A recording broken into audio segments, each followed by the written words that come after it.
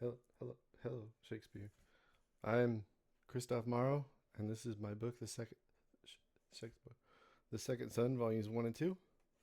I'm going to be reading the audiobook, making the audiobook right now, and starting with volume 1, chapter 1, Shakespeare. Okay, chapter 1. Change is the breath of chaos. Moo heard his instructor Kamo's voice within as he held a peach. The Fey boy's hand sang allergic discomfort through a warm and busy tingle, but he would be made to eat it anyway, for this fact did not inspire a generous and willful pardon from his grandmother Yawa, who was, herself, a peach tree. This same elder, 2 millennia before he was conceived, and upon the eve of her first mortal expiration, buried herself with a peach seed to become its likeness and function. Yawa would bloom at once, and be made whole in her second life by new purpose and a new society she was now rooted amongst. When she sought Moo's visit, she hoped him to satisfy what she alleged was a debt of affection, and when he came upon her in the Nile forest, she invited her grandson to eat the peach she had delivered through her daughter, Moo's mother. Kita was her name, and she was an unpaid agent, asserting with promise the ill fawn of certainty. I saw it fall.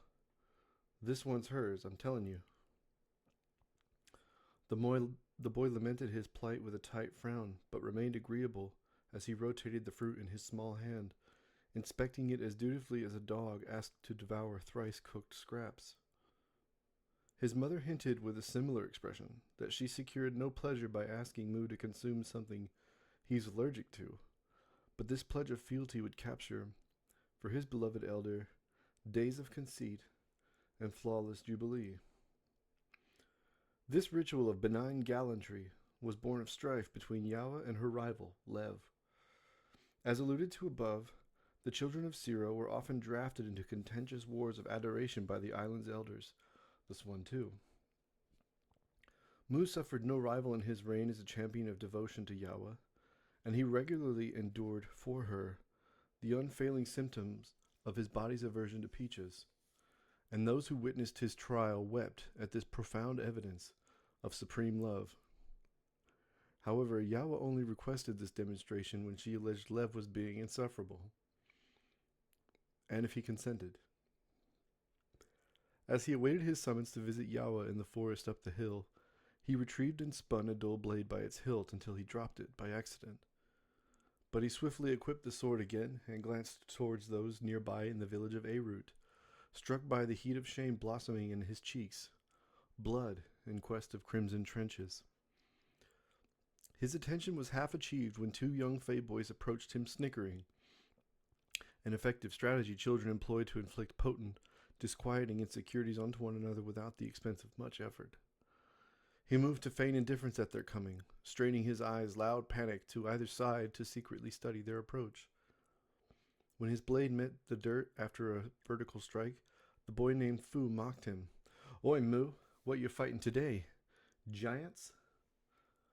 The likeness and name of these 2 children was the consequence of an ill-fated arrangement between 2 parents invoking the power of mutual flattery. They determined, through a series of precarious assumptions, that symmetrical names for their newborns might result in symmetrical personalities, and thus a friendship would emerge. This assertion was wholly sentimental, and proved to be utterly unfounded, inspiring undying, bitter discord between himself and his named companion. "I don't want to fight giants, I just like practicing," he griped with cheap protest, and he turned away to ignore them. But his attention was purchased again with threats. "All right, let's practice then." Fu held a smooth gray stone and turned it in his hand. He glared with peerless menace until he spoke with a sort of cheer corrupted by his sinister intent. "We'll throw, you block." "Good gods, Fu, just let me alone," Moo hollered as he lifted his sword and faced them. Neither Fey boy could be deterred. An abundance of pride had been wagered, and having accumulated so little of the precious stuff, Since coerced by shared mortal conceit to abide this life, one might say that some of their spirits could be annihilated with one misstep. Fu approached him with caution, injured by arrogance, bouncing his throwing arm to loosen it before winding up and casting the stone directly towards Mu's face. Mu would thwart the show of violence, and the blade deflected the stone with the dull clop of a cracked and rusty cowbell. Nearby, however, his mother called for him, unwavering in her eyes for his urgent return.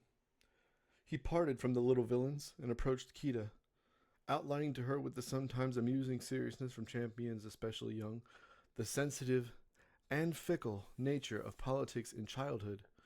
As children, he began with a wagging finger, we are subject to policies enforced by adults. And so the instinct to reign supreme in this system as pain and time's newest serfs merely reflects their desires pursued in the more consequential social order we are all made to endure in our later years.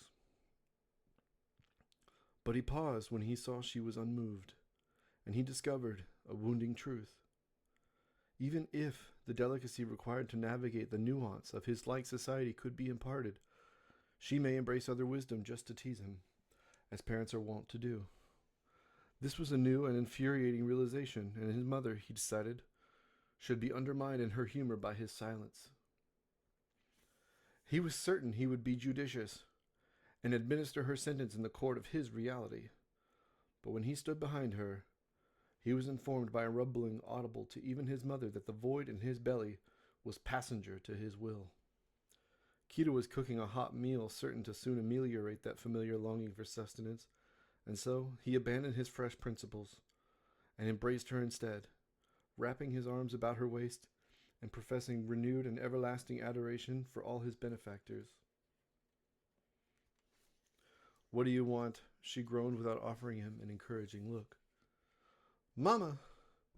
Mu had completed his carefully designed ritual to soften her humor before he begged, his knees pressed to the floor in prostration, and his hands joined to advertise his surrender to her mercy. Mama, please! I want a honey biscuit. I knew you were going to say that. I knew it. Get out of this kitchen. I'm working right now. You're getting in the way. Shoo. He was devastated, and his stomach growled as though a minister for the virtues of oblivion. His heart was caged where all his hope would be rent by the most cruel and senseless of adjudicators, such as she that stood before him now.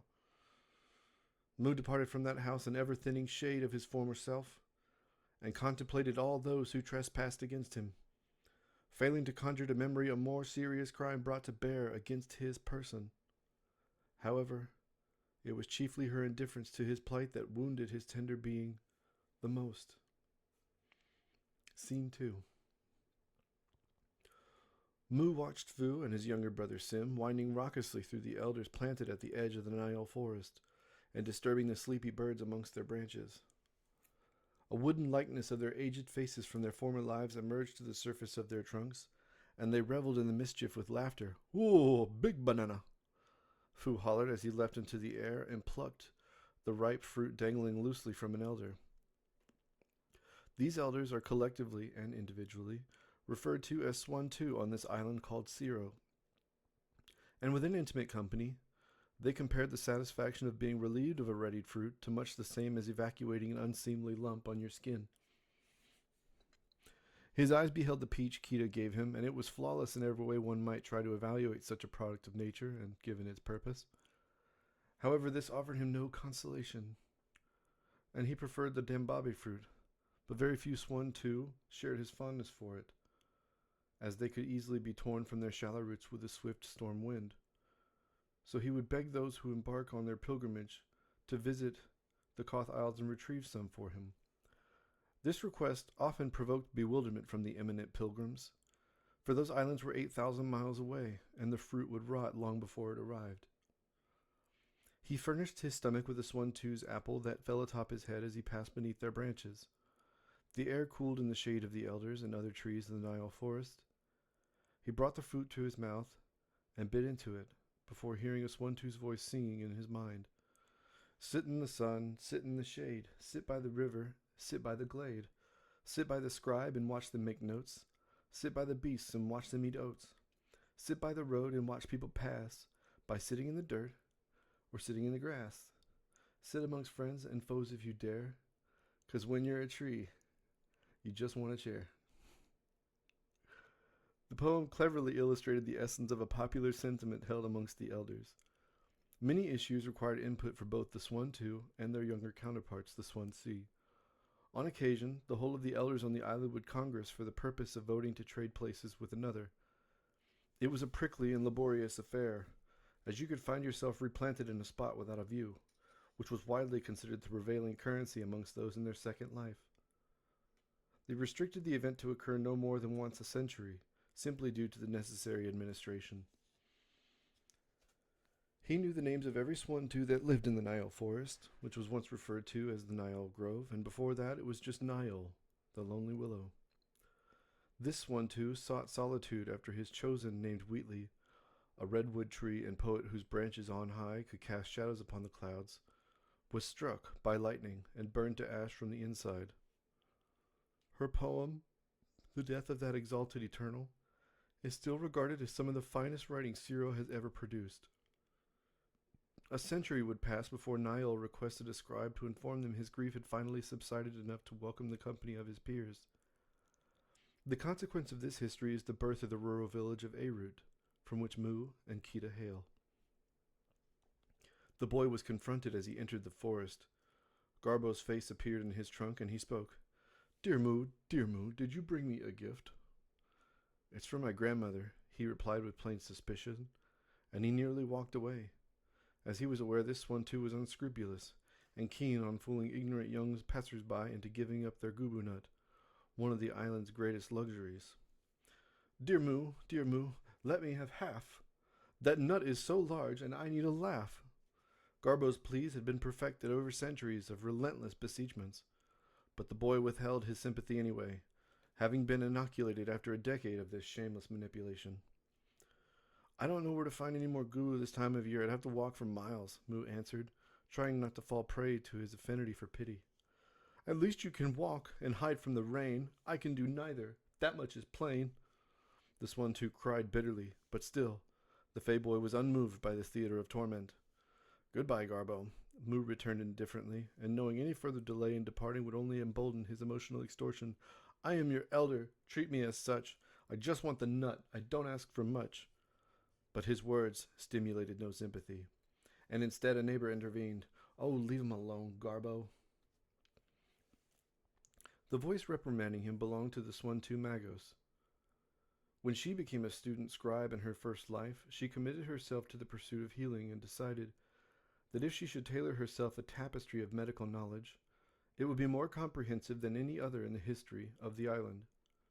Her ambitions wrought the playful teasing of her colleagues, but she did not yield to what they perceived as the limits of the mind. She and her guide traveled for centuries throughout the known world before returning alone, and possessed of a mastery of over a dozen scientific disciplines to create or synthesize powerful medications. Scene 3. Magos was thankfully present when one of the Fey folk returned to Ciro in the company of her chosen, who unknowingly infected his new kin and the milk of nursing parents all over the island. The residents attempted to quarantine until Magos and the other scribes could discover a way to save the plagued infants. For weeks, she deprived herself of sleep, and only took several hours to rest once she collapsed from exhaustion. One cold afternoon in the April preceding the first documented case of the disease, she lost consciousness at her desk and dreamt of the reef. Amidst the coral were giant clams she recalled that were native to a nearby small, uninhabited island. When this species hibernated during the winter, their flesh turned to near stone with the recession of the tide, and thus they were made to suffer the saltless fresh water that rained upon them from above. When the salt was restored after the warmth and the shore returned, their tissue miraculously softened again, and they feasted incessantly to survive the scarcity of food the next cold season. The symptoms of the disease were a slow and excruciating hardening of your tissue. The loss of plasticity occasions in the tearing of your diaphragm, as well as the muscles between the ribs from straining to draw breath, condemning most of those nursing infants to a death by suffocation. To her peers, Magos seemed to surrender her objectivity, but she was convinced the properties of the clamps suggested a cure could be derived from them. She sailed with a skeleton crew to a distant island, and they performed all their experiments on cadavers until a year had passed, and another scribe named Ramo produced an effective formula. Thousands on Ciro had perished during their grim commission, but the children still enduring the disease were spared its worsening. However, the medicine did nothing to improve the infected tissue. Many children were rendered mostly paralyzed and, lacking the capacity to request otherwise, they were buried to become swan too as a demonstration of mercy. They would never speak as the others could, though, and as they were without the choice of their own seed, their villages chose for them. They returned as pecan trees near one another, lining the path to the entrance of Arut, and they provided shade as you walked beneath them. But their silent faces, pilfered all of life's covet for expression, was a reminder of their fate. Wait, don't move. I need to eat this pesky centipede, Garbo groaned as Mu forsook the elder and traipsed further into the forest where his grandmother awaited him.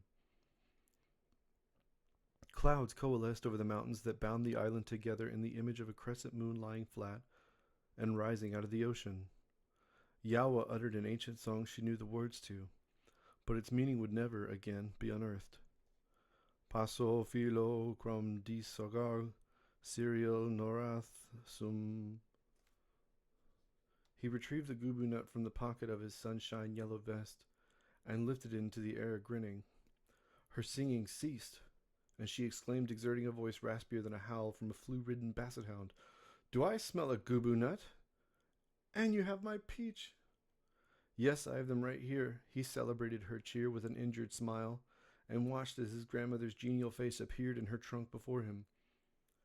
She was reluctant to let on the delivery of the gubu nut was her objective principal that stirred her into purchasing his coming with her prized peaches. He tossed it into her mouth, and she chewed and pulverized the nut with her wooden teeth before her eyes began to droop. She slid her tongue across the surface of her teeth and sucked the fragments remaining into her body. "Very fresh, yes. Very fresh. Oh, you're a boy now." She squinted at him in tender study. "Yes, a boy." "Hello, grandmother, and yes, for 4 nights now," Moo said shyly. He did not visit as often as he should. "Let's see my peach, then." She watched him as he removed it carefully from his pouch, and her eyes revealed a sudden misery. She called him over, her poise sauced with doubt. "Grandmother," he replied, his endearment dipping in concert with his patience. "I don't think that's one of mine," she declared as her eyes fell onto Lev, who had elected, without the aid of personal growth, not to rudely intrude on their weekly reunion. "Grab that one," she pointed with her eyes worriedly at an identical specimen laying at his feet. Upon a neighboring branch, and hardly visible, was Lev watching Moo bring the peach to his mouth and bite into it, although she did not gasp at his zeal despite the discomfort of his allergy, but she paid consent through silence, dubious and expectant. She then taunted Yawa with a grin, until she glared before straining her voice to shout, "Pray tell, what do you find so amusing? He's suffering. Suffering! All from me." Yawa's face shuffled to a branch that dangled above Moo's so she could see him more clearly. "Grandson, share my wisdom aloud and with aplomb." Yawa commanded him with dependable smugness prior to falling silent. But her voice was absent from his mind, and so he shook his head at her, aware a mistake had been made. "That's my peach," Lev cackled as though possessed by the ghost of a shameless jester. Yawa wailed as she trembled her branches with fury unbecoming of the creature of peace. A tingling in his lips commenced, and none would part their attention from him as red splotches stained the skin on his neck and chest. No other sensations accompanied these brandings of his affection, but his grandmother would blush as they hummed their approval. He would pause to be inspected by the crowd, and Yawa would pose the question, "Are you all right?" And her preferred response he was to issue, "I will be, God's willing," and then depart with silence his wake. Yawa became a swan too more than 2,000 years before her grandson was born, and yet her animosity for Lev had not diminished in all that time. Their conflict was worsened by Lev outliving her. However, the near height of their enmity was cultivated by a shared ambition to generate the finest peaches on the island. Despite the elders' claims to the contrary, the scribes warned them there was no objective measure to determine which of the two was superior. They explained naturally occurring sugars and other elements required to have a fruit taste as it does, and after a certain point, one is forced to concede that a peach can only be so peachy. Not satisfied with this resolution, Yawa and Lev conscripted the modest Mu at 6 years of age into eating one of each, without knowing which was born from whom. But upon biting the second, he was rendered unconscious from too long enduring a state of panic, partially instigated by this burden of adjudication. The scribes, correctly, speculated his allergy was to blame, and thus no inquisition was formed to investigate his conclusions. Had the interrogation taken place, though, he would have been compelled to tell them the truth, that he forgot almost immediately to determine which he preferred before darkness took him. Eat the fruit of my branches, Mu, and they'll grant you 100 years of life. 99 more than those your grandmother leaves bruised at her roots. However, Lev's provocations were dismissed by Yawa. Don't mind her, just tell me about your training. Or Roz. Let me watch you make art of ancient violence like the Knight of Loy. His grandmother regarded him with such sincere conceit. It had the predictable effect of enabling Mu to commandeer some of that pride for himself. He drew the sword from its sheath and positioned the dull blade to catch the morning light to create a burnished illusion. The worn steel was a discolored, flat, spiritless gray in some places, and you could see the chips in its edge made from use. Lev spoke up uninvited. You couldn't cut a loaf of bread with that. I don't want to cut anything, Mu explained, examining the blemished blade with its prosaic, shallow engravings, and rallying just enough desire to continue playing with it. I just like practicing with Rael.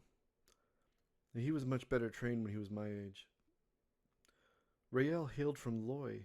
He saw much violence there, she replied in party with sagacity, hoping to unmake his faithless utterances about his abilities. What do you know about Loy, grandmother? He asked, suspecting she would be elated to reminisce about her former life. I met your grandfather there, she began, her eyes drawing upwards magniloquently for cheerful reflections of her fell chosen.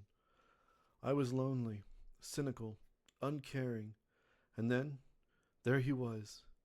To me, he is immortal in his goodness. You are like him. Your grandfather was the loveliest man these lips have ever kissed.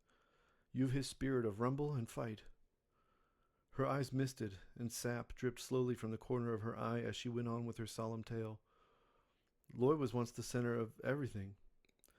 But the allure of tradition when crisis comes, security by stagnation, despots cannot be cured their hate. Nor can one seduce authoritarianism with true peace.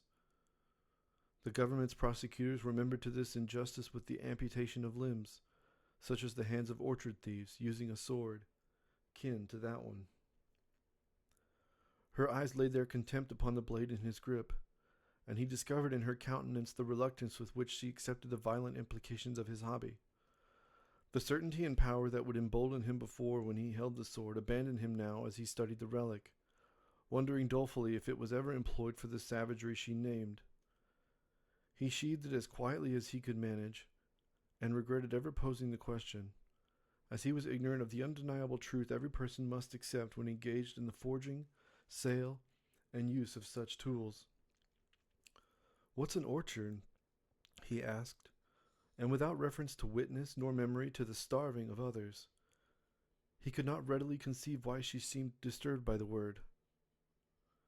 It's a forest grown for fruit to sell, she explained as her eyes wandered to the floor, where Ciro's abundance was made plain by the disorienting kaleidoscope of the Swantu's rotless and limitless yields. The notion of commoditization confounded Mu, who had never seen anyone successfully sell a fruit or vegetable on Ciro. His contention for how things should be was derived from his contentment with the current system of finding what you want on the ground, or plucking it from a tree. Initially, it seemed to him entirely foolproof, and he wondered why anyone would accept the services of an intermediary when food is in such abundance. You often trip on them walking in the dark. I'd get my own trees on my own land, and no one, he declared thoughtlessly, disillusioned of the qualities and responsibilities of wealth and its generators in the outside world. Oh, you would. What island and its people would suffer your rule, or pirates, your commerce? She asked expectantly, which irritated him immensely to be spoken to by an inquisitor not sincere in their quest. However, it occurred to him that he could not summon a proper answer, bereft any logical fallacies, to her question even when he committed all his faculties to solving it. She departed from their exchange humming the first syllables of a song. Asan bigwa, lo yatradi. Her eyes fluttered until they were drawn closed. She smiled, and her branches swayed as she continued to hum. Go, child. Thank you for the gubu nut. I'm going to rest now, she said, using her last moment of consciousness to regard her neighbor with profound suspicion. Scene 4. Moo's enthusiasm for his training was restored when he heard Rael's blade striking the wooden practice dummy. The Fey boy plugged his fingers in burrow scars found on some tree trunks that were constructed by a fiend of nature. The culprit for these now muted excavations of the Swan-2 were bark bugs that arrived a century ago in the cargo of a returning ship bearing a Fey pilgrim, and they plagued Ciro by hollowing out many elders excruciatingly. Their relentless screams replaced their peace preserved. And when the scribes and other Swansea sailed to the outside world to purchase a brigade of Biggles to hunt the bark bugs to extinction, they discovered their predators had already been drafted by other nations to cull the menace currently occupying them. Rather than suffer as their insides were slowly and deliberately devoured, many Swan-2 elected to burn instead, taking the devils with them in the hope of sparing their neighbors. Their hysterical screams of agony raised the island's innocents long resident, forever renting a peace that was, before, only abused by conceit. The trauma of the event provoked the scribes into importing as many wild Biggles from the outside world as could be obtained. The beast has black fur, soft and plush, and a lengthy snout that houses a stretchy, thin tongue with barbs on the tip. They make use of this unusual appendage to stab a bark bug, and then curl it into a hook to ensure the insect is ripped from its burrow to be eaten. The relief this Swan-2 experienced during this procedure causes them to groan quite loudly, even if the wind is absent. And so, for several days as the Biggles hunt, the forest felt to be a valley symphony. When Moo found his mother, he discerned disappointment while in a serious discussion of the politics of the outside world with a friend. She paused and turned to him with a surprised smile emerging. How's your grandmother? She's good. But his canned answer did not impress his matriarch, so her eyes remained fixed on he before she surrendered to his reticence. Go find your father. He needs your help, she finished and turned away, signaling he would be offered no more attention. What does he want me to do? He asked, groaning, but regretted his lamentations as his mother's expression became vexed. Whatever he wants, and I'm going to give you something to do if you don't scat, she snapped, but she infused no genuine impatience in her voice. She did, however, enjoy teasing her son, who could harvest no pleasure from laboring or studying things that did not interest him. Moo jetted off and giggled as his mother watched the irresistible cheer defining her expression more. He passed the storehouse where the rations were kept and sometimes dried, and he could see the base of the great trees. The village resided in a Swan-2 that was now petrified, but whose purpose in her second life was to serve as a neighborhood. With the seed of the maku-maku tree, she buried herself and grew to a height of more than 300 feet, and along her golden trunk were pits formed as if someone had scooped out the wood beneath the bark with a spoon. Long ago, these pits were once occupied by black, rounded seeds and shielded from the elements by a thick, golden bark. When the bark was shed during the late winter, the seeds would begin to swell from the torrential rain, and they were given license to grow until they could be hollowed out to house several people comfortably. The colors of the dwellings were a spectrum invented entirely by the presence of light as it grew. A luscious green indicated a welcome surplus of sunshine, while those that suffered the constant shade were a deep red, hardly escaping the black it once was. The fallen bark was used as materials for the construction of bridges between the other Maku Maku villages on the island. The network was vast, and every rendition was unique in its construction and the quality of its goods. Some homes were lower to the ground, but the prevailing view on the island was that anywhere upon the Maku Maku tree was more than sufficient for most lifestyles. Occasionally, someone elected to build a home with sticks from fallen trees haphazardly glued together with thick sap that dries with more strength than mountain stone. These islanders often migrated to villages all over Siro and erected additional homes in search of that newness we sometimes discover in old things. Moo, he heard his father Ram call to him. The father received his son with apparent warmth by reaching up to scrub the boy's red hair as he stood before him. What are you doing, boy? Ram had embarked on his pilgrimage centuries before in search of his chosen, and famously traveled the world for many decades in that pursuit. Those experiences granted him the wisdom and patience to return home alone, but still contending with the tremendous grief of failure in love. However, he also bore a new, unshakable accent thought most peculiar to everyone else on earth, along with polished customs, habits of his own creation. His odd utterances would come to be endearingly referred to by the Fey folk as the pilgrim's tongue. It was not until his place at home was restored that he discovered his true love, Kita, had been born on Siro 40 years after he departed. The odds of such a thing, given the island's population, are so astronomical, he had abandoned all hope until they saw one another's radiance as his ship and the island came into view. She awaited him on the docks and squealed when she looked upon his face and thought him perfect. After he pulled into port and the pair disappeared together with their hands joined, they conceived their son Moo less than a half hour later. Do your foraging? He asked, to which Moo would submit a guarded nod. His rough hands assessed the strength of a wooden crate jammed between his knees as he sat upon the ground. What's that for? His son asked with diversion his scheme. The Fey boy was inclined to imitate his father's odd way of speaking when they were alone. Rom peered up at him, squinting with one eye squeezed shut at the sun high up. Storage. It's a box. Ain't nothing you ain't seen before. You want to help me? I'll let you dig the hole. Is for food? Moo inquired as his interest collapsed, and only threats of death or disownment could bring him to suffer a coming sweat. Yep, Rom rejoined without looking up at him, and went on tinkering with the crate. So you gonna help me or not? The Fey boy fell into a hunched state, with his arms dangling to his knees limply, if only to illustrate the power of his reluctance for the task. Can we play hide and seek instead? His father was aware his son often played alone grudgingly, and enjoyed the company of very few children on the island. Siro was vast enough to discourage making the journey from one side to the other for the sole purpose of parents allowing them to play together. He gently moved the box away and said, I'll play with you after I'm finished, but listen here. He began pointing with a grin, slowly lifting his ruddy cheeks. I don't want you hiding inside no giant mushrooms. That ain't fair. We got dozens of 'em around here, and ain't no telling where you are when you hide like that. I can't fit. And don't let me catch you going down into them caves with the sandworms. I know you say they won't eat you, but it makes me real sore having to go farting around in the dark looking for you because you got lost. Don't nobody I want to be doing that after working all day, you hear me?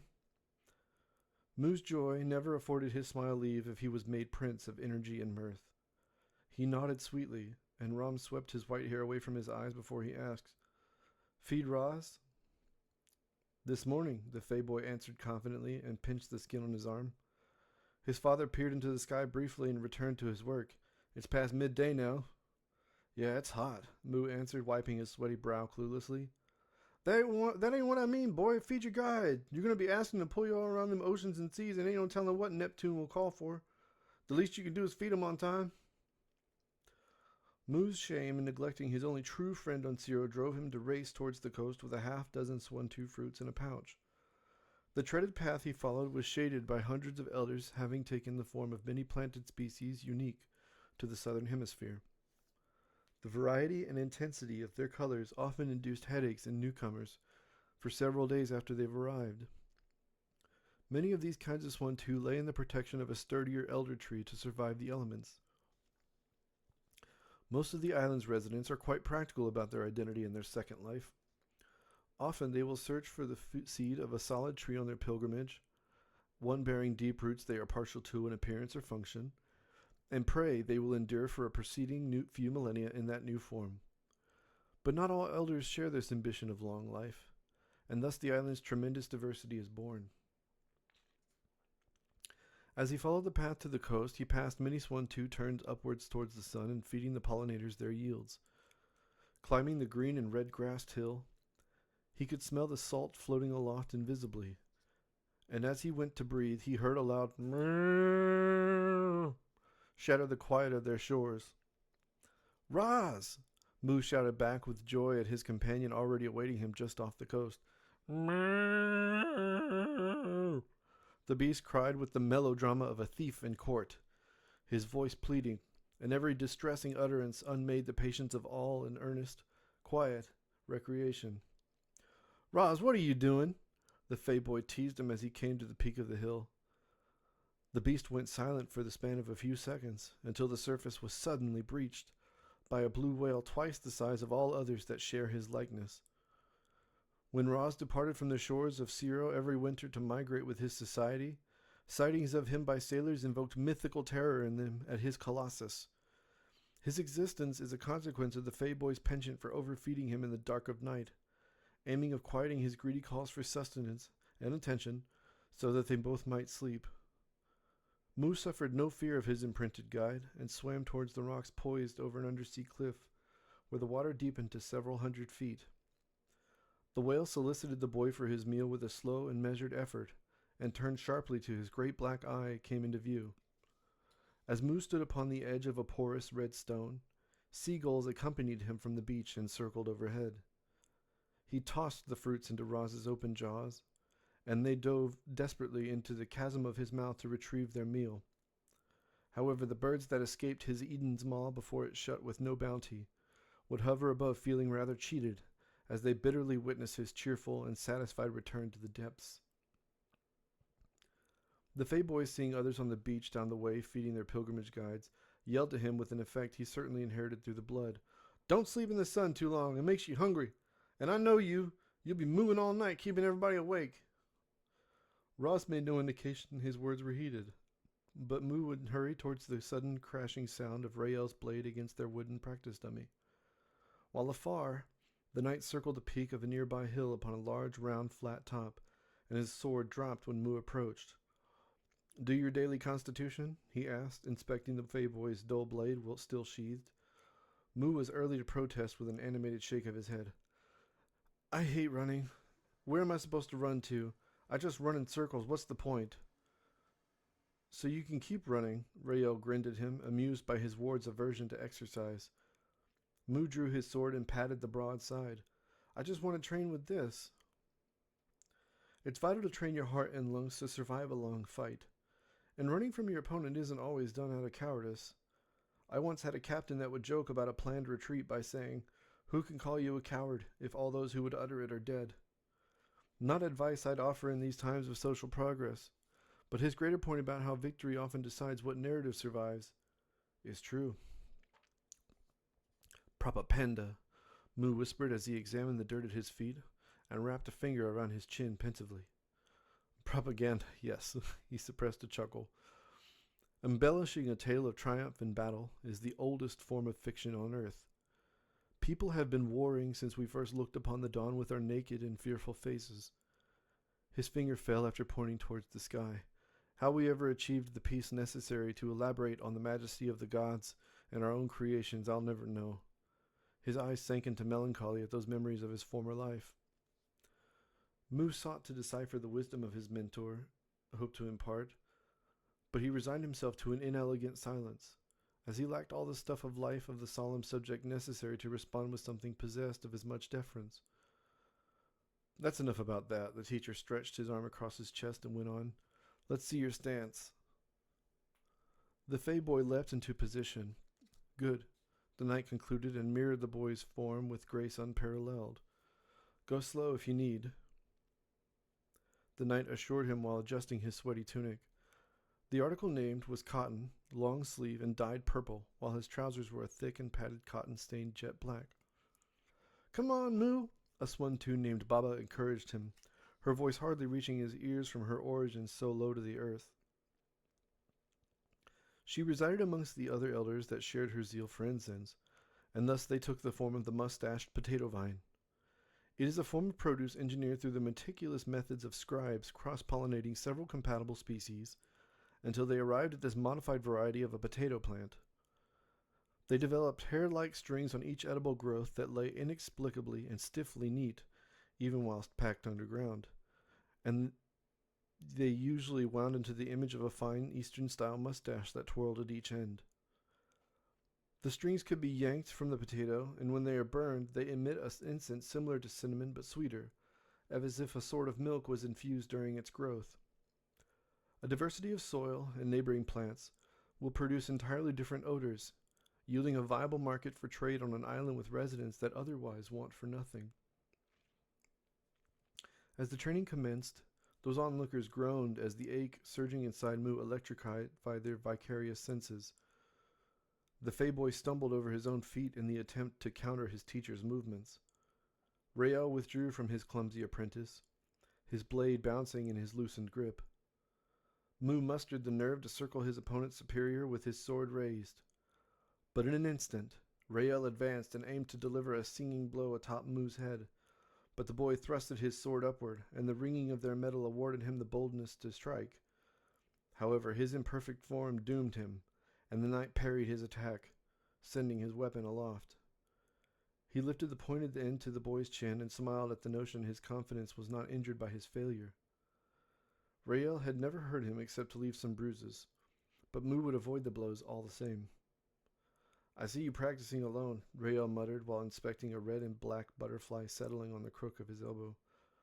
"I don't have anyone to practice with," Mu complained, knowing this excuse would earn him no pardon for this crime against good habits.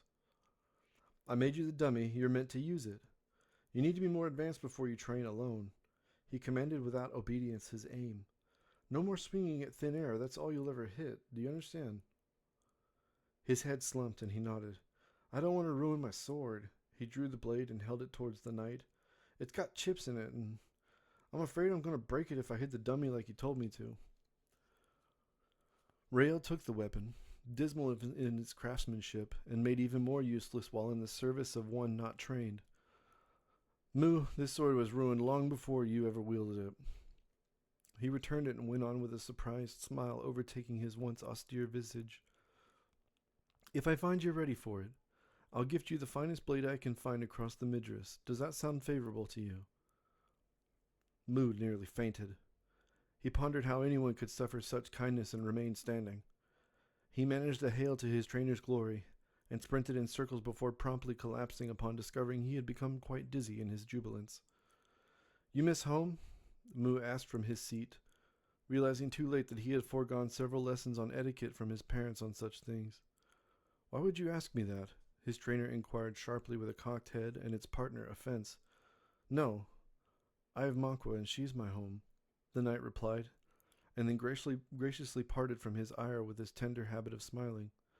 "I just thought I'd miss you when I go, and maybe you would miss me too," the boy confessed softly, imperfectly comprehending the flutter of affection his words would invoke in his mentor's heart. "You account for the other half of joy this island brings me. I'll miss you dearly, you know that," the knight answered as he admired his wife shuffling along nearby, unhurried and tending to a garden. "I'm scared I won't want to come home after I leave," Mu explained, his feelings on the matter so complex no amount of consideration would lend him the insight he struggled to secure. "Loy is gone," Rael went on gloomily, "and the world beyond the mist changes as though pregnant with chaos, for the better and the worse. But I found in my 40 years there it was often the latter." His face hidden from his student as he peered away for a time. "I've no doubts you will return." Fu and Sim marched from the meager shade of a sparsely leaved baobab tree and approached them. "We want to try," Fu declared as his eyes fell onto the blade in the knight's hand. Rael was cognizant of Mu's many claims of torment, but he would not reject their suspiciously sudden appeal for martial arts to spare him. He faced the hilt towards Sim, and he gripped the sword with one hand before it tumbled to the ground immediately. It's too heavy, he exclaimed, and groaned humiliated, only able to lift it a few inches from the dirt with both arms straining. I'll be right back, Rael assured them and left. The knight stuck his foot onto a vine that descended from the platforms fixed to the maku-maku tree and rode up to the second floor steadily. They were living, sentient, and separate from the maku-maku tree. Scribes likened it to a symbiote. When Rael returned, he held 2 marred wooden practice swords. Moo's self-proclaimed rival taunted him with earnest contempt. I wager I could beat you in a fight. Fu revealed an evident propensity for combat, and the boy astonished the knight further with the grace of his movements. As he circled his Moo, his feet danced atop the loose soil, and his shoulders were relaxed, but still rigged to defend when Moo swiped at him. The edge of his sword would kick away the slow attack before he delivered a blow to his opponent. Moo collapsed on one knee and nearly surrendered in tears at the dull soreness in his left leg. Moo wielded the blade upright and examined its mangled edge casually. Fu, however, exercised no such restraint, and rapidly closed the gap again to swing at his enemy with vicious and relentless temper. His loathing for the boy transformed those fragments of his better nature into morsels of scorn he would eagerly devour to exact rare and thorough torment Moo had, so far, been spared by their society. Their swords trembled as they pressed their weight into their crossed arms to overwhelm one another. But Fu was superior in strength, and he thrusted their weapons to the ground where he stomped on his opponent's blade. The wood fractured instantly, and the Fey boy would hold it aloft, baffled by its sudden demolition, before he was drop-kicked into the dirt. Moo coughed and grabbed his tender elbow, now burned from sliding across the grass, and noticed much too late his enemy would offer him no quarter. He lifted his sword to defend himself from his flurry of swings, but there was naught he could do. A song of brutal lyric was born by his howl, as Fu struck him across the nose, and the Swan-Two watching nearby gasped at the bones snapping inside. For the first time in his young life, blood drained from his nostrils and onto every article of clothing south of his chin. Sim saw his brother's fury as vulgar and predictable, but the offender suddenly cried and vanished into the Nile forest, rendering all his witnesses tremendously bewildered. You have a lot to learn, the knight explained regrettably, never realizing his squire would be so inadequate against an untrained foe. He took the blades and instructed him to find his parents so that they might take him to the scribe of Erut named Kamo. Moo reflected on the recent contest and cursed himself for his poor show. He attempted to rid his face of the marks of his failure, but it bled so dependably. He threw his head back in terror he would perish from the injury. His mother turned upon hearing him approach and choked on surprise before yipping loudly. She scrambled towards him, armed with a wet rag, and scrubbed the blood away gently before his father departed from the house and saw the ruins of Moo's face. "Did Rael do this to you?" he asked, suppressing the reveal of his anxiety to breathe.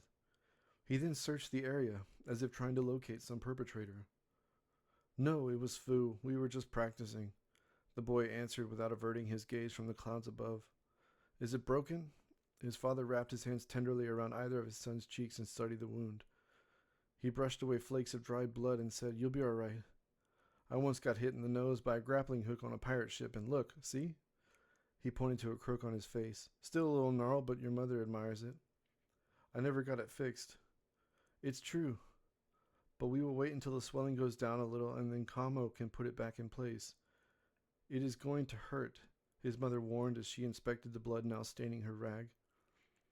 The Fey boy surrendered to his grief, and tears welled in his eyes. His parents consoled him and trailed behind their beloved as he retreated to the indoors of their home. Their floors were once round gray stone that had been sanded down smooth, and shelves decorated with Swan-Two fruit in wicker baskets were placed along the walls. Several round windows provided light for the spherical and partitioned home, while 3 stuffed with cotton lay in the corners of their respective rooms. His parents feasted quickly on gubu nuts resting in a wooden bowl on the dinner table, and as relief replaced their unease, Moo gave a moment's consideration to this local medicine. Gubu is very finicky, and only grows on Siro. Surprisingly, Swan-Two prefer not to become gubu trees, as you'd never granted true or lasting solitude. The other residents, still ambulatory and sufficiently shameless, will visit you for the purpose of harvesting your nuts, with your permission, of course, and nothing else. Initially, you may question why anyone would deprive themselves of company in their twilight years, but these tourists of the heart lack the sincerity of the fondness they profess.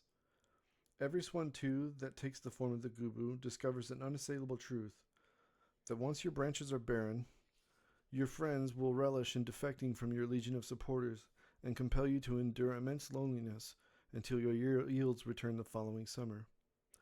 No more practice for today, Rom declared, cognizant that denying his son the pleasure of his practice on behalf of so minor a wound was, to him, the greater injury. Mu agreed with this reluctantly. His nose really did hurt. He could taste the abundant salt in his tears as they dripped into the corners of his mouth. I'm going to clean you up, and then you can start your lessons with Kamo, his mother ordered, unearthing Mu's immeasurable aversion to reading books that did not interest him and writing words that did not inspire him. Do I have to? Mu pleaded. But Kita's face was stone, so he resorted to more sensational gestures and cradling the trauma on his face. Mama, please, my nose. Boy, don't make me come at you, she hollered with her kindness returning. You gonna be fine. Now go on, get. He cleverly moved to delay his enlightenment. How the bones fixed like that if they's broke? Ask Kamo when you see her, and I'm sure she'll set you straight, she said. And she said this quite often. Mu rolled his eyes, trusting the gods that governed his mother to preserve him for his protest. He would depart his home unmolested, though, and arrived at the edge of the platform to spy his instructor. The sun impressed to the whole of Siro it would be dependably tropical and bright that evening, and that the clouds would make no debut. As his eyes fell to the base of the makumaku tree, he noticed Kamo beating a rug in front of the door to the village library where she resided. He leapt from the platform and felt a friendly vine wrap and deliver him to the forest floor. When her eyes met his, she ceased this labor of the custodial kind and moved into the library, preparing her mind to deliver his instruction. Scene 5. As he entered, he noticed an imposing tome sitting atop her desk that was titled, The Annals of the Falling Wulu Empire. His eyes scanned a document beside the imposing book, but nothing of interest was construed from his brief examination. Kamo appeared from behind a full bookshelf, rolled the parchment, and placed it on a shelf on the wall among several other identical works. The remainder of the village library were shelves installed and stuffed with parchments and books from all over the world that the Fey folk imported from their pilgrimages. It was well lit by sunlight reflected on the surface of the stone ceiling with the use of mirrors. The libraries were often the only buildings in villages made from stone. Kamo stared at his swollen nose and pointed at her own, trying to suppress a chuckle that had inadvertently risen to the height of her administration. She breathed deeply and elevated her concern for him to the front of her mind. What happened? He touched it reflexively and winced at the pain. I was practicing and I got hit. She muttered, raising the sleeve of her red robes, and discovered in herself the compassion Mu had become certain was a thing of cruel myth. No lessons for today. Let's forage for ink caps. My stores are getting low. But as he started towards the trail, Kamo grabbed him from behind and corrected his fracture. His widened eyes smiled to rejoice in her mercy. She grabbed a large pine needle basket along with a sun hat and left through the curtain. Mu chased after Kamo in parody of her long steps and slowed when he was beside her to match her pace. Walking along the edge of the Nile forest, many Swantu greeted them. Mu identified an Imogen man named Hun, wearing a large domed beige hat in color with brown robes, and seated against a rock as he shared a mint Mulbacco type pipe with a Swantu named Teak. Beside Hun was a large basket of Swantu fruit he is seen gathering every day and walking off to store on another part of the island. A cloud of smoke surrounded the man, and the Swantu dissipated with the wind blowing in from the seas. Kamo kept on down the road where the land flattens a little, and you could see flowers and fungi and Swantu in the field of every variety, such as the wild mushrooms that grew in mobs under the cover of the mountains. He sneezed and yelped from the pain when their golden spores powdered and itched the inner workings of his nose. The paths feel closed in by high walls of gray rock shading you as you pass, and the further you go up, you can see water draining into a lake from the belly of the mountains. The pair headed up the path to the north and followed the carved winding trail until they encountered their first incaps along the edge, overlooking a connected ravine. In front of them was a tower made of light brown stone, and at the base was a stone bridge that crossed the chasm. The purpose of these structures Mu did not know. The following is a sentimental notion, but many people in Zero hold it in high regard. The most essential quality to a human, or creature of sentience, is to perform acts of love without demands for reciprocation. To illustrate this conviction, Mu's ears would peak as a faint but familiar rumbling headed towards them. He shot a glance at Kamo, visibly thrilled before sprinting towards the drumming noise. Kamo watched until he disappeared over a hill, but would re-emerge moments later riding on the shoulder of a giant named Henrik. The giant had curly black hair with a matching beard and stood more than 40 feet tall. His face was broad and pleasant, and was equipped with one lazy brown eye. The massive clothes he wore was a sweat-stained white, as it takes a great deal of dye to color the clothes of a giant, and so the Fey folk mostly don't bother unless the garment has some significance. Their relationship reflects their mutual reliance on one another, for the giants possess hands much too large to pick fruits and vegetables and cotton and other crops. But when a field of corn or wheat needs harvesting, the giants will come with a hefty sickle, proportional to their size, and clear the entire field in a matter of minutes. Mu could hear and sometimes feel the swinging wind of their tools from a mile away. "Oh, Kamo," Henrik's voice boomed as he crouched to speak. "Hello, Henrik. Nice day, isn't it?" Kamo watched Mu gleefully scanning the horizon from on high, and suspecting he would be partial to remaining on Henrik's shoulder a little while longer as they conversed. "Oh, very nice indeed. Paradise is always nice, as old Garbo likes to say. Mu was telling me you were looking for ink caps," he replied as he revealed a wealth of them wrapped in leaves delicately in the bottom of his brown pouch, bearing splotches of black stains at his waist. Kamo smirked at the giant and disbelieved his humor brought him to boasting about his prize.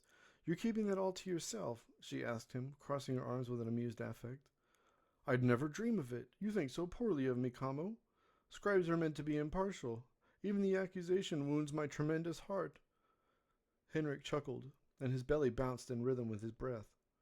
He lifted the front of his shirt and picked a bit of blue lint collected in his belly button thoughtlessly and said, smiling, "I'd be happy to share, even this." He presented the lint playfully. Henrik laughed at his own joke, as he was often wont to do to satisfy a compulsion that was the theater of his good humor. After 300 and 400 years on that earth, the giant concluded, around the age of 80, he would furnish those he loved with all his joy, and never burden them with sorrow, to become an impossible font of mirth, perpetual gaiety. However, his heart would never conform to this, and his conspicuous reference to Kamo concerning the wounds she inflicted on it was an allusion to the literal pain he suffered at every moment for never confiding in another, even in his own husband. It was an immense loneliness and anxiety that, to cure, would require him to betray a philosophy and code held dearly for more than 300 years. Henrik lifted Mu and placed him upon the ground before wiping his brow. Kamo interrupted him as he went to speak. "What are you doing out here?" The giant allowed shame to rise to the surface, and his voice dipped in concert. "I'm finally getting a gift from my chosen. I thought I'd go to Cartho and see if our resident peddler is still there with that pearl." "The big one?" Mu exclaimed, having looked upon the specimen, and was already convinced of its majesty. Henrik chuckled at the notion the Fey boy was enamored by the glory of the pearl, as it seemed to him to be much more remarkable in other qualities. "He would love that. What will you trade for it?" Kamo inquired as the giant sat before her and adjusted himself on the dirt path until he was comfortable. "A small jar of honey, a book about... Oh dear, I can't remember. My magnoscope's been dysfunctional for ages, so I haven't been reading. Oh, Kamo, I almost forgot. I've got some news," he finished, and returned his thoughts to the name of the book he frustratingly still could not recall. His silence persisted for too long, and Kamo addressed him tersely. "What is it?" "Oh, I found a boat. Abandoned. Over yonder at the edge of the water on the coast. South. Yeah. Not one of ours, of course. No magic in the hull. Just a tiny thing. I came to tell you." He explained solemnly. There was no crew, of course, but there was blood on the deck and on the railing.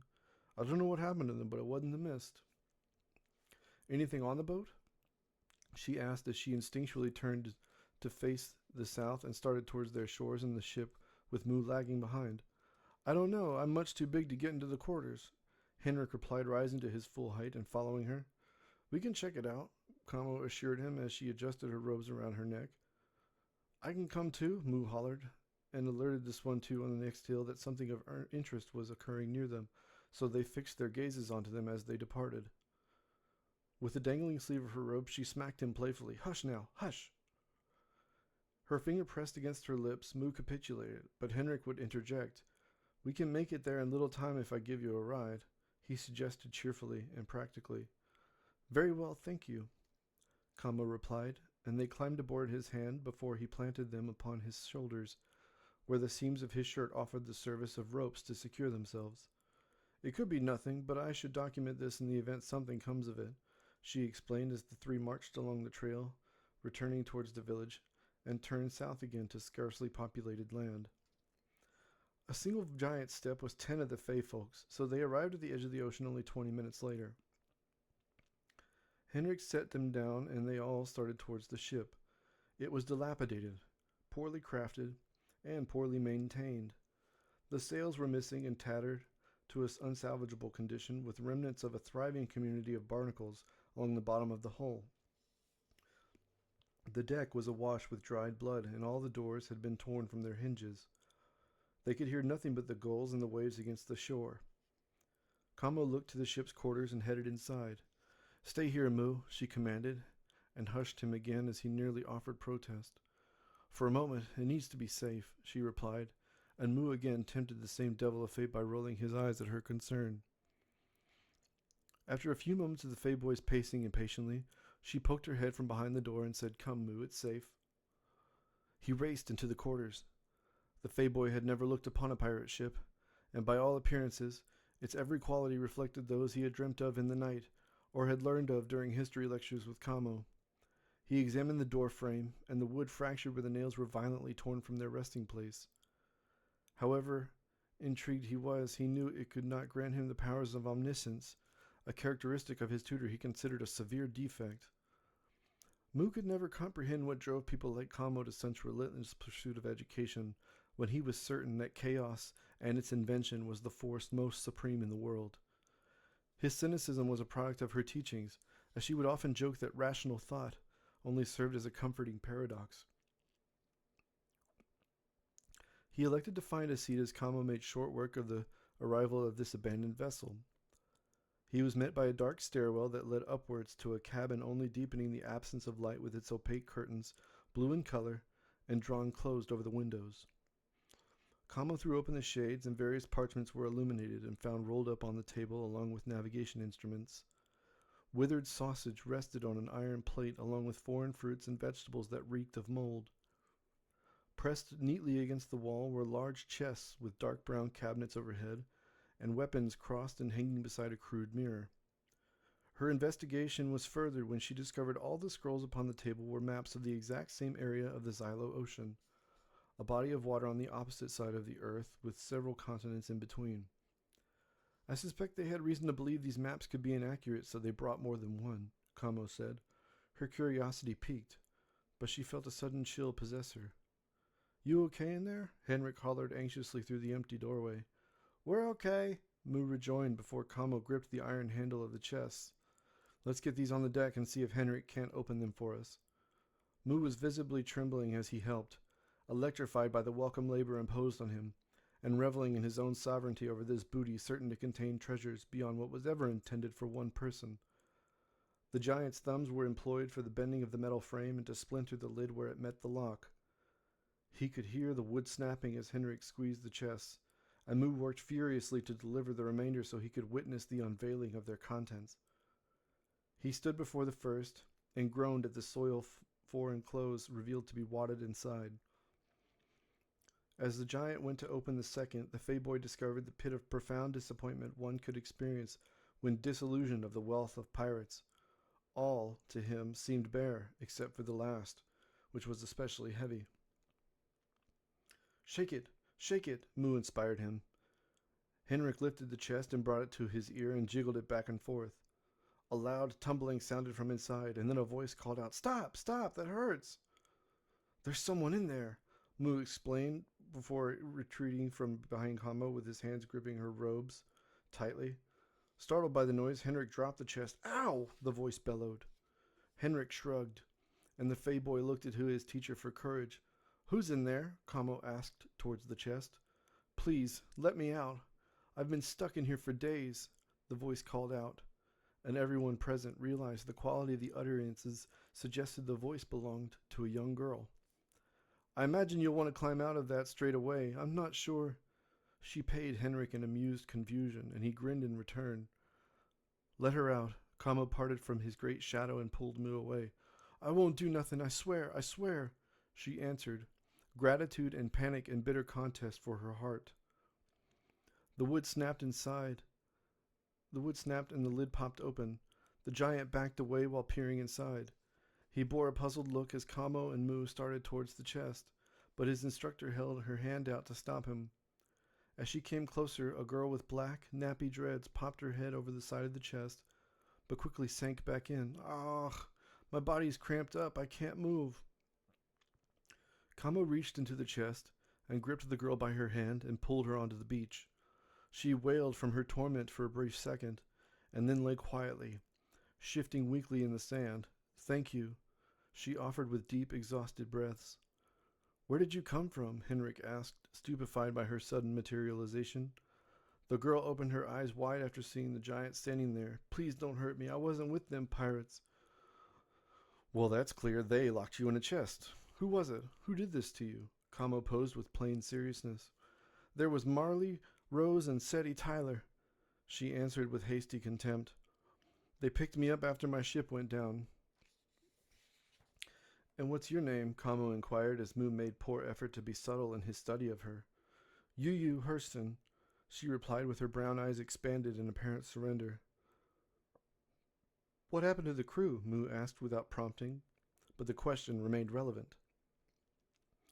Yu looked around timidly, and then towards the sun and squinted. Her eyes never left the giant standing over as she said, "I was a navigator, and I was on a ship that sank, and I'm pretty sure I'm the only one that... I clung to some wood for a couple of hours when I was picked up by the Tylers, and they stuffed me in there and said they might need me if they get stranded." "She smells bad," Moo whispered with his face grimacing. But Yu overheard and shouted at him with evident offense, "I didn't have nowhere to go to the toilet for 2 days. I was stuck in there with my stink. How you think I felt?" Yu raced with trembling legs and limping the whole way into the shore's water to scrape away the dried filth from her body. When she returned drenched, she had given considerable thought to what she would do next. She examined the faces of her liberators and then kept on, but more carefully. "That was about a month ago, and they only opened the chest to feed me. I figured they was going to sell me to somebody when they had the time, or eat me, or... You don't have any kind of uniform, so you must be a pirate then," Kamo stated, suggesting no feelings on the matter, which Yu found very curious. Yu had traversed the seas long enough to suspect where she had landed. "This is impossible," she stated, bereft even the confidence of mice. "Well, I want this ship. You think that's okay?" Henrik posed as he inspected his prize. Yu suspected she was being teased. Kamo smiled gently at her and grabbed her by the hands kindly. "Oh, stop it, Henrik. She's just a girl." Henrik chuckled and sang with a jolly timbre. "You've got nothing to fear now, young lady. We'll take care of you. You know where you are?" Yu nodded again. Everyone on Earth was aware of paradise and its numerous legends, even more so when you are a pirate. Henrik feigned surprise. "Isn't that something? So you've heard tales of the islands of Siro?" Yu nodded once more, trying not to fidget as she grew more comfortable being near them. "And what does the wide world say about my beloved island?" Henrik asked, smiling, the open-ended question offering her a feast of anxiety. She glanced at Moo, who smiled at her curiously, and from this she was soothed by his honest delight. That it is a precious gift to come here, and that if you're the chosen of the Fey folk, you live in paradise forever. "And what do they say about people that try to come here without being invited?" Henrik asked expectantly. None return alive, she granted quietly as she peered out onto the horizon and saw the opaque mist surrounding the entire island. Henrik became pensive. Hmm, grim tales and such, but that's over now. How you made it through the mists, I don't know, but you're going to have to stay with us, his voice rising warmly with the last word. How old are you? Kamo asked in careful study of the girl's figure. 14, just about. She twisted her sore joints and massaged her leg and arm muscles tenderly. Henrik played a rehearsed and tender overture. Let me give you a ride back. I'm headed to Toth anyway. Thank you, Henrik. Kamo nodded and came nearer to ascend him. He bent low and let her and Moo climb onto his shoulder, and then placed Yu on his opposite side. Here's a little honey. We'll get you some water soon. Hold on to my pouch. And he dipped his finger in the honey pot in his pouch. Yu scraped it from the end of his finger and devoured it instantly as Henrik started his way towards the road and onto A route. That's the end of chapter 1.